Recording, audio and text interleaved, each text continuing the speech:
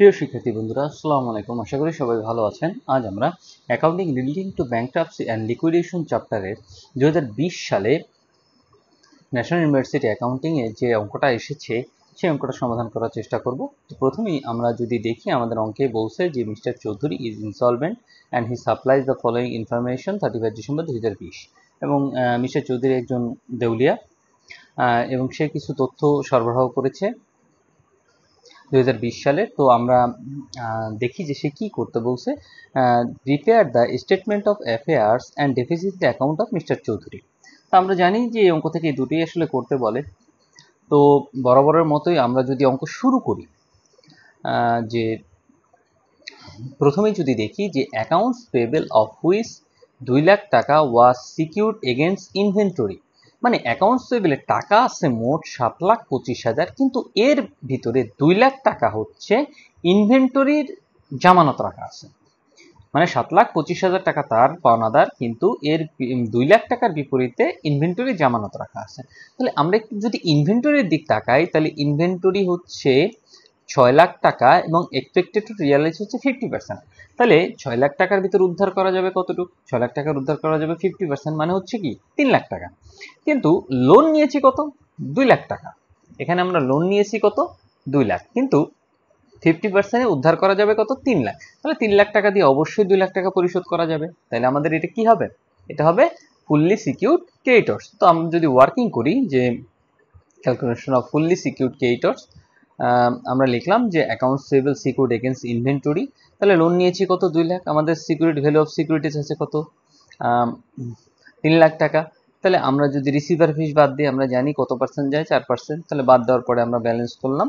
তাহলে আমাদের আসলে ফুললি সিকিউরড ক্রেডিটর্স এই অঙ্কে একটাই ছিল। এরপর আমরা চলে যাই দেখি পরবর্তীতে। তাহলে পরবর্তীতে এখানে লেখা আছে bank loan secured by loan on building. তাহলে লোন নিয়েছি কত? 2,25,000 টাকা, কিন্তু জামানত রেখেছি কি? বিল্ডিং। তাহলে আমরা একটু বিল্ডিং এ চলে যাই। তাহলে বিল্ডিং এ হচ্ছে এক্সপেক্টেড রেট হচ্ছে 1,50,000 এবং বুক ভ্যালু হচ্ছে 2 লাখ। তার মানে কি? তার মানে হচ্ছে 1,50,000 টাকার বিল্ডিং এর বিপরীতে লোন এনেছি কত? লোন এনেছি 2,25,000 টাকা। তাহলে আমরা সহসাই বুঝতে পারতেছি যে 1,50,000 টাকা দিয়ে আসলে 2,25,000 টাকা পরিশোধ করা সম্ভব না, মানে পুরোটা কখনোই পরিশোধ করা সম্ভব না। তাই এটা চলে যাবে কোথায়? Partly secured creditors. তাহলে আমরা লিখবো যে calculation of partly secured creditors, bank loan secured by loan on building কত টাকা? লোন নিয়েছে 2,25,000, কিন্তু ভ্যালু অফ সিকিউরিটিস কত? 1,50,000, এবং আমরা এখান থেকে রিসিভার ফিস বাদ দিলাম 4%, কত টাকা? 6,000 টাকা। এবার আমরা ব্যালেন্স করলাম। এর পরবর্তীতে আমরা কি করব? এর পরবর্তীতে করব আমরা প্রিফারেন্সিয়াল ক্রেডিটর্স। তাহলে আমরা যদি চলে যাই প্রিফারেন্সিয়াল ক্রেডিটর্সে কি কি আছে, তাহলে এখানে বলছে আনপেইড স্যালারি টু এমপ্লয়ি কত টাকা? 6,000 টাকা, এবং income tax and property tax payable কত টাকা? 15,000 টাকা। তাহলে আমরা লিখলাম স্যালারি ডিউ টু ক্লার্ক আর হচ্ছে ট্যাক্স গভর্নমেন্ট কত টাকা? 6,000, আর 15,000 কত টাকা? 21,000 টাকা। এবার আমরা একদম শেষে করব কি? Calculation of unsecured creditors. আমরা ফুললি এবং পার্টলি আগেই করেছি, এখন করব কি? Calculation of unsecured creditors. তো আমরা যদি আনসিকিউরড ক্রেডিটর্সে কি কি নেওয়া যায় আমরা একটু যদি দেখি, যে প্রথমে ছিল আমাদের কি, আমরা যে এখানে দেখাই অ্যাকাউন্টস পেয়েবল ছিল। তাহলে অ্যাকাউন্টস পেয়েবল ছিল 7,25,000, কিন্তু জামানত ছিল 2 লাখ টাকার উপরে, কিন্তু আর বাদ বাকি টাকার উপর তো আর জামানত নেই। তাহলে 7,25,000 থেকে যদি 2 লাখ বাদ দিই, তাকে 5,25,000 টাকা। তাহলে এই 5,25,000 টাকার বিপরীতে তো কোনো জামানত নেই। তাহলে এই টাকাটা 5,25,000 কি আমাদের আনসিকিউরড ক্রেডিটর্স, সেটি আমরা দেখাইছি এখানে। আনসিকিউরড ক্রেডিটর্স কত? 5,25,000। তারপর আমরা যদি দেখাই যে বিল ডিসকাউন্ট ছিল, বিল ডিসকাউন্ট এটা 90,000 এবং এর 40% ব্যাট। তাহলে আমরা গ্রসে দেখাবো কত?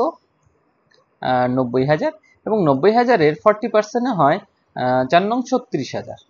তাহলে 36,000 যাবে আমাদের নেটে। এরপর যদি আমরা দেখি আছে লোন ফ্রম হিজ ওয়াইফ, তার ওয়াইফের কাছ থেকে লোন নেওয়া হয়েছে। অবশ্যই ওয়াইফের কাছ থেকে লোন নেওয়া, সে কখনোই জামানত দিবে না। তাহলে ওয়াইফের কাছ থেকে লোন নিলাম কত? 1 লাখ টাকা। আমরা এরপর যোগ করলাম গ্রসের সাইড এবং নেটের সাইড। এই মাধ্যমে আসলে আমাদের 4টা ওয়ার্কিং শেষ হলো। এরপর আমরা চলে যাব অঙ্কের মূল অংশে, মানে কোথায়? যেখানে আমরা স্টেটমেন্ট অফ অ্যাফেয়ার্স করব। চলেন। প্রিয় শিক্ষার্থী বন্ধুরা, ন্যাশনাল ইউনিভার্সিটির বিবিএ এমবিএ সকল সাবজেক্টের পরবর্তীতে আপডেট পেতে এই ভিডিওটিতে লাইক করুন, চ্যানেলটি সাবস্ক্রাইব করুন এবং বেল বাটনে ক্লিক করে রাখুন।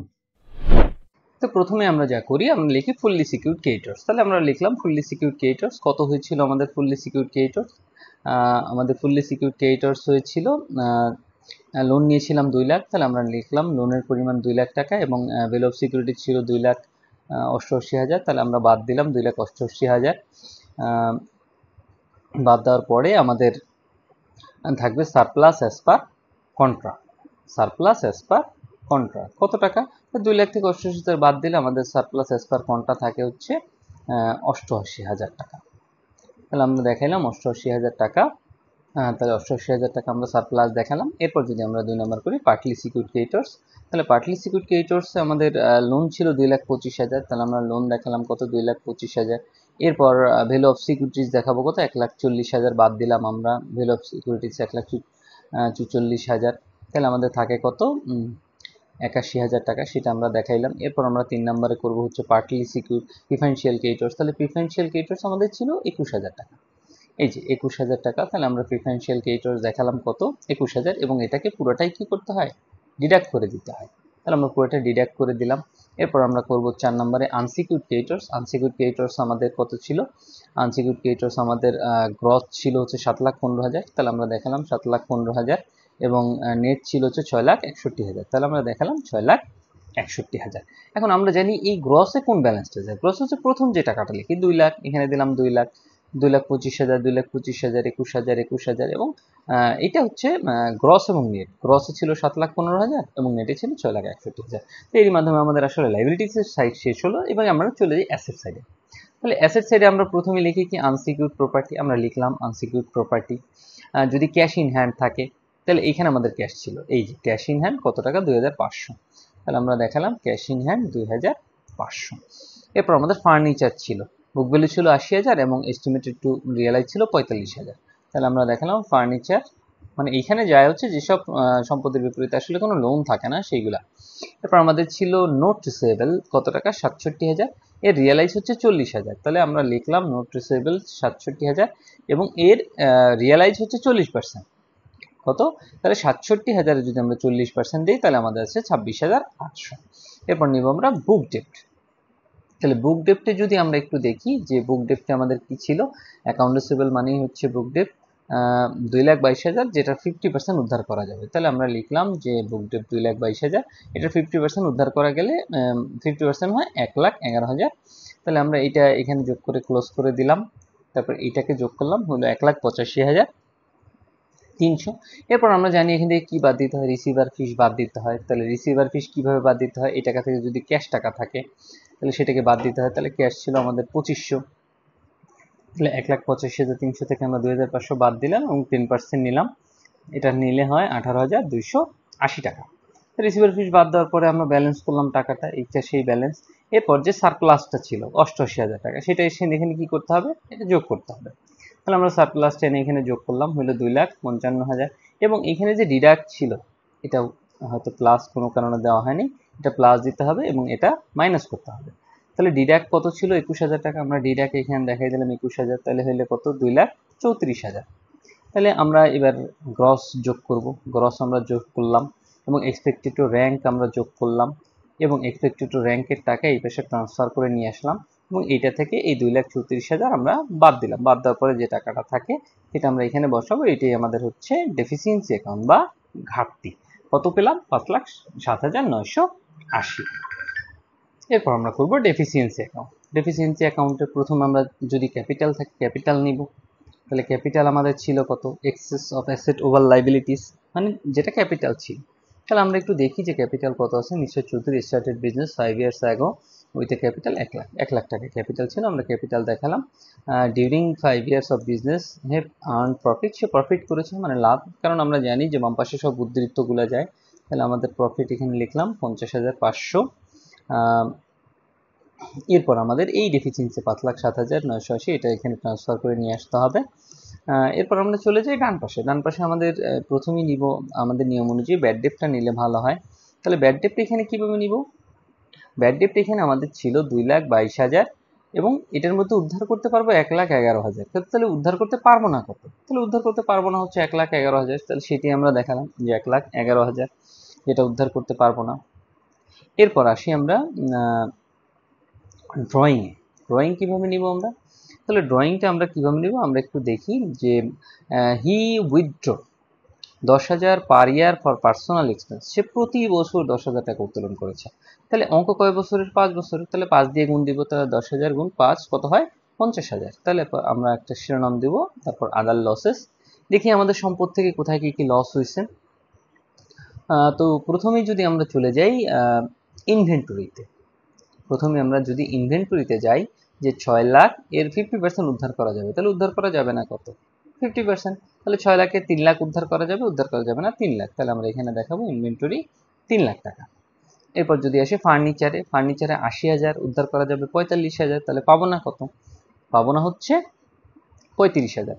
এই 80,000 থেকে 45,000 বাদ দিলে 35,000 থাকে। তাহলে আমরা একটু দেখালাম যে 35,000। এরপর আসি আমরা বিল্ডিংয়ে। আমাদের বিল্ডিং ছিল কত? বিল্ডিং ছিল 2 লাখ, এর মধ্যে উদ্ধার করা যাবে 1,50,000। তাহলে পাবো না কত? 50,000। তাহলে সেটা আমরা লিখলাম পাবো না 50,000।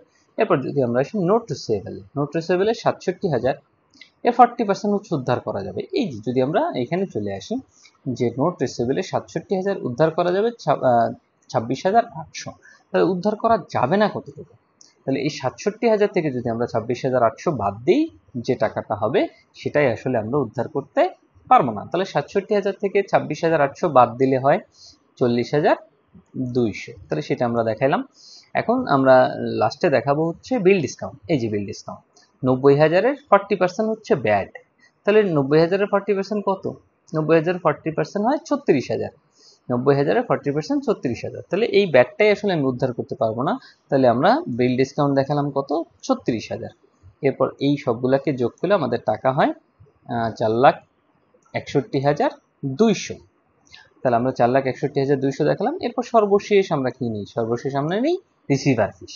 রিসিভার ফিসটা আমরা কিভাবে নিই সেটা আমরা জানি। তারপর আমরা আপনাদের তথ্য আমি দেখাই দিই যে রিসিভার ফিসটা হচ্ছে যতগুলা অঙ্কে যতগুলো রিসিভার ফিস আছে, তাহলে ফুললি সিকিউরিড ক্রেডিটর্স রিসিভার ফিস কত? 4%-এ 12,000। Partly secured ক্রেডিটর্সে 6,000। তাহলে 12 আর 6 কত? 18,000। এবং আমরা অঙ্কের ভিতরে একবার নিয়েছিলাম 18,280। তাহলে আমরা 12 আর 6 18,000 এবং 18,280, মোট 36,280। এরপর যদি আমরা দুই পার্ট যোগ করি তাহলে আমাদের অঙ্ক হয়ে যাবে। তাহলে এই ছিল 2020 সালের অঙ্কটির সমাধান। আশা করি সবাই বুঝতে পারছেন, এবং যদি কোনো প্রশ্ন থাকে তাহলে অবশ্যই কমেন্ট বক্সে কমেন্ট করবেন এবং বাসায় অবশ্যই প্র্যাকটিস করবেন। ধন্যবাদ সবাইকে। আসসালামু আলাইকুম, ভালো থাকবেন।